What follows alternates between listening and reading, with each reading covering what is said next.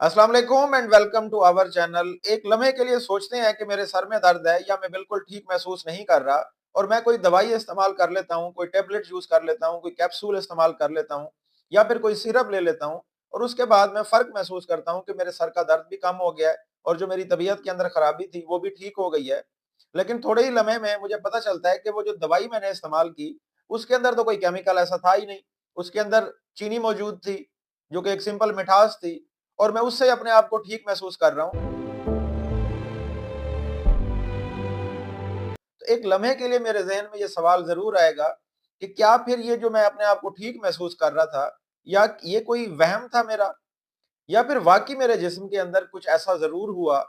कोई मेरे दिमाग में से ऐसे कोई केमिकल रिलीज़ हुए, जिसकी वज़ह से मैं ये फ़र्क महसूस कर रहा था।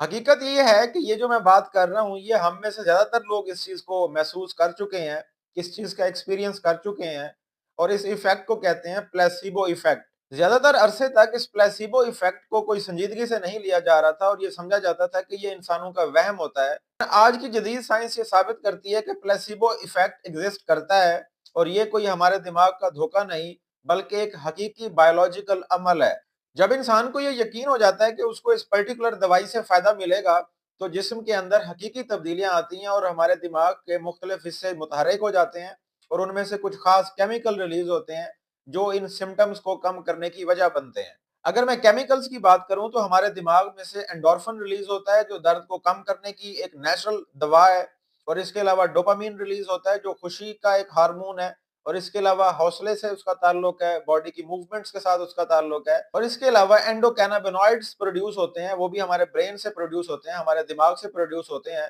जो सुकून की वजह बनते हैं। इसका मतलब ये है कि हमारे दिमाग में एक कुदरती फार्मेसी मौजूद है, जो यकीन और तवक्को की बुनियाद के ऊपर काम कर रही होती है। यही वजह है कि मुख्तलिफ बीमारियों में प्लेसिबो का असर वाज़ेह तौर पे नज़र आया है और उन बीमारियों में मैं अगर बताऊँ आपको, तो उसमें हेडेक शामिल है, इसके अलावा जो डिप्रेशन है वो शामिल है,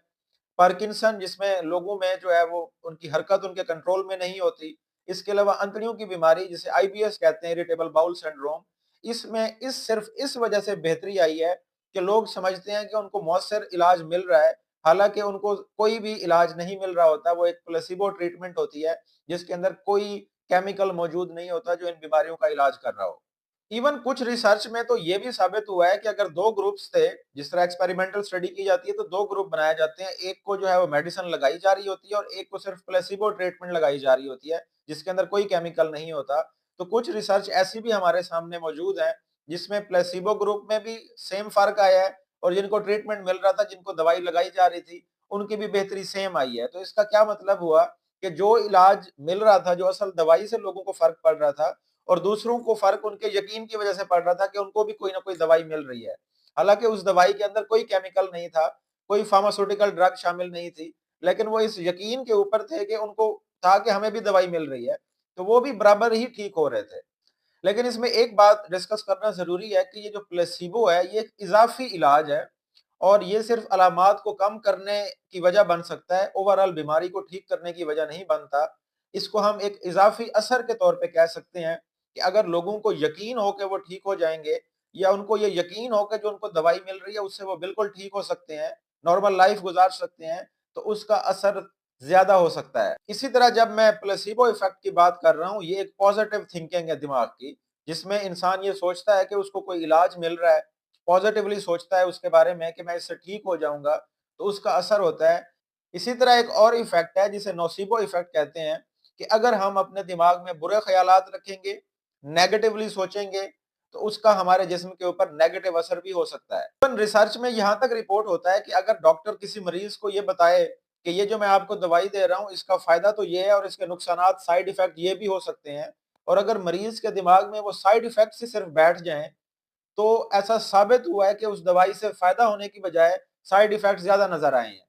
तो जिस तरह प्लेसिबो के आप पॉजिटिवली सोच रहे हैं उसका असर है, इसी तरह नोसिबो का भी असर है कि अगर आप नेगेटिवली सोचेंगे कि ये दवाई आपको फायदा देने की बजाय नुकसान पहुंचाएगी, तो सेम उसी तरह रिजल्ट आएगा कि उसके जो साइड इफेक्ट्स हैं, लेट्स सपोज एक एक ऐसी दवाई है जिसकी वजह से डायबिटीज जो है वो कंट्रोल होती है, या एक ऐसी दवाई है जिसकी वजह से ब्लड प्रेशर कंट्रोल होता है, और डॉक्टर जो है वो आपको बताता है कि इसके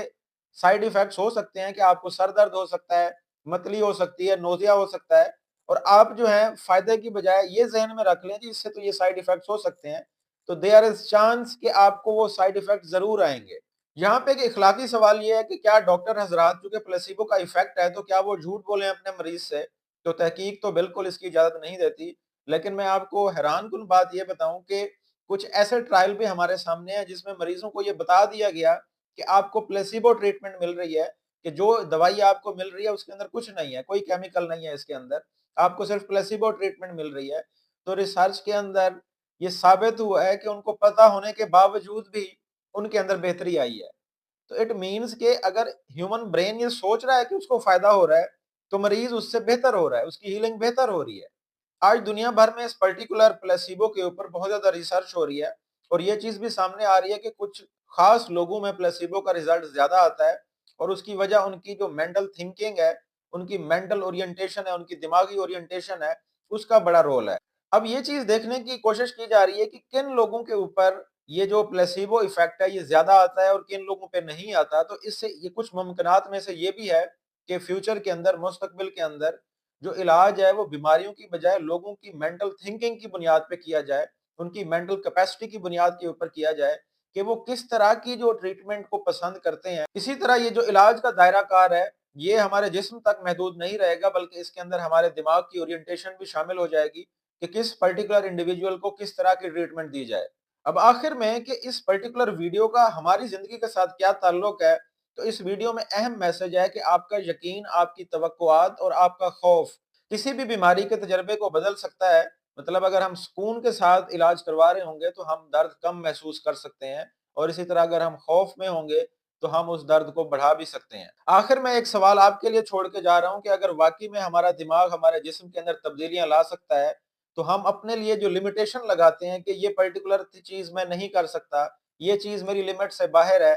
تو میرے خیال سے اگر آپ دماغ کو قائل کر لیتے ہیں کہ یہ چیز آپ کر سکتے ہیں تو اس چیز میں ہو جانا ہے۔ امید ہے آج کی ویڈیو آپ کو ضرور پسند آئے گی۔ اگر آپ کو یہ ویڈیو انفارمیٹیو لگتی ہے، ایک نیا ٹاپک لگتا ہے، تو ہماری ویڈیو کو ضرور لائک کریں، شیئر کریں، اور ہمارے چینل کو بھی ضرور سبسکرائب کریں۔ Thank you so much.